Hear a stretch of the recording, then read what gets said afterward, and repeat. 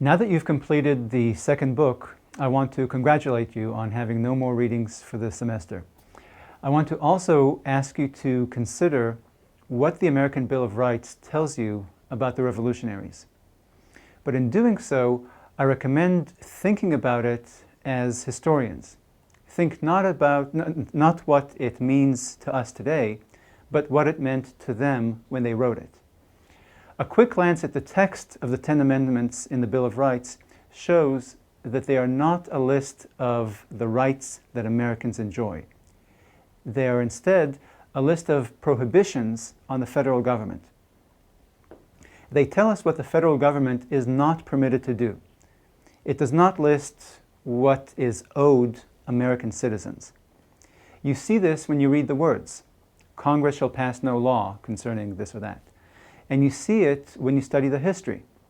Despite the First Amendment, Americans lived with an established religion in most states of the United States for many years after the ratification of the Bill of Rights.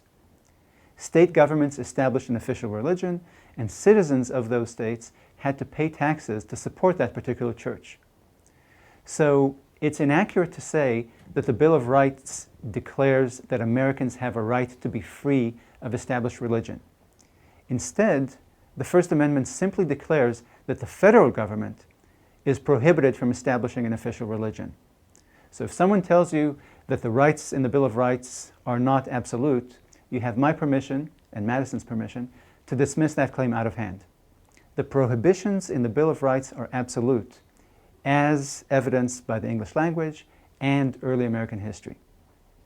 However, that's not to say that the framers of the Bill of Rights were radicals or anarchists.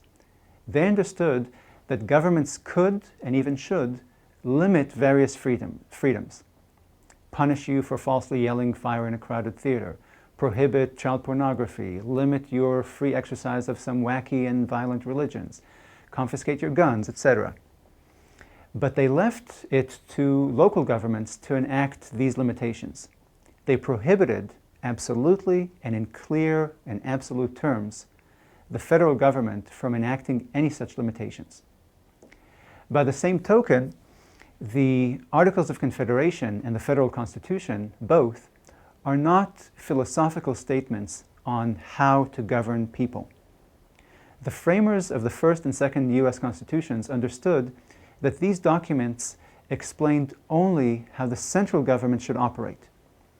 These were constitutions regulating only the central government, not the other levels of government in the United States.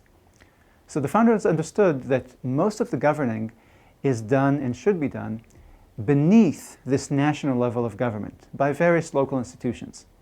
Most governing was done by families and civic institutions people belong to, churches, charitable associations, voluntary militias and associations, etc. Municipal governments governed less, county and state governments governed less than that, and the national government governed less than that. So when you see how little these framers expected the national government to govern, you shouldn't conclude that they were anarchists. You shouldn't conclude that these founders of the Republic denied all governments the right to regulate guns and speech and religion and people's various pursuits of happiness. They understood that societies regulate and restrict these things all the time by necessity.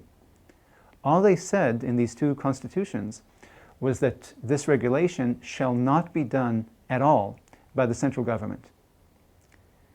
This should allow different communities to do these things differently. Some towns would have official churches, or gun control, or habeas corpus, or speech codes. Some would not. Some states would, while others would not.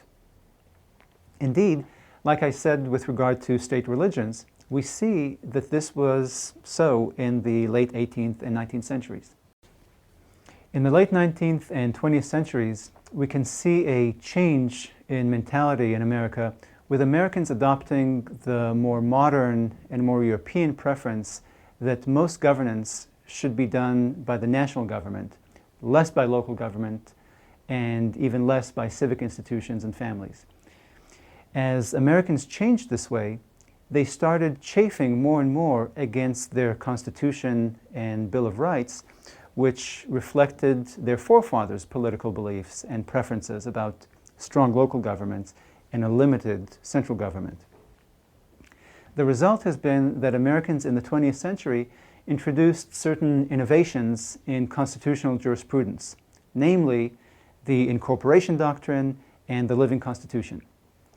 These innovations have allowed transferring the power to regulate things like religion, speech, guns, industry, agriculture, welfare, education, labor, environmental policy, consumer protection, and policing from local governments to the national government.